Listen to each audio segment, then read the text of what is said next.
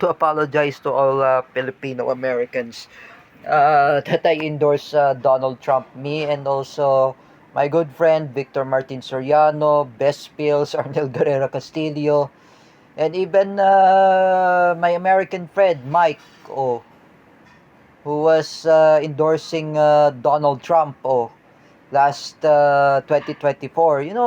This is really intense when there is a tension in the Middle East. When Iran attack all Middle East like Saudi Arabia, UAE, Bahrain, Kuwait, including Syria as well. But Iran is planning to attack Israel. Oh, for me, it's not really happen when there is a war. I know this is really offend that you see that Donald Trump deported all Filipinos who were staying there in the US, even Jardino's parents. His mother was captured, who has been deported by Donald Trump or by ICE immigration. Or at least Teacher Gio and Teacher Kel were not affected. Oh, for me, I should never endorse Donald Trump. I thought I have to be neutral. For me, let's not talk about politics, geopolitics in the US, geopolitics of Israel.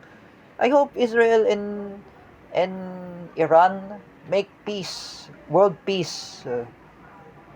Instead of wars, instead of killings, why can't we just make peace between the two countries, that Iran and Israel? And let's talk about motivation, and even the Judaism and Shia Muslims. We have to be unity instead of enemies.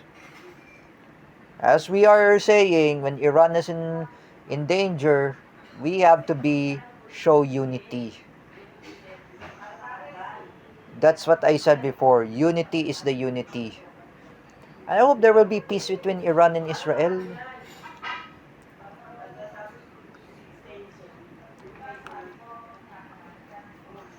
Because I know the time, when I play, what does it, Roylan Marlang is playing?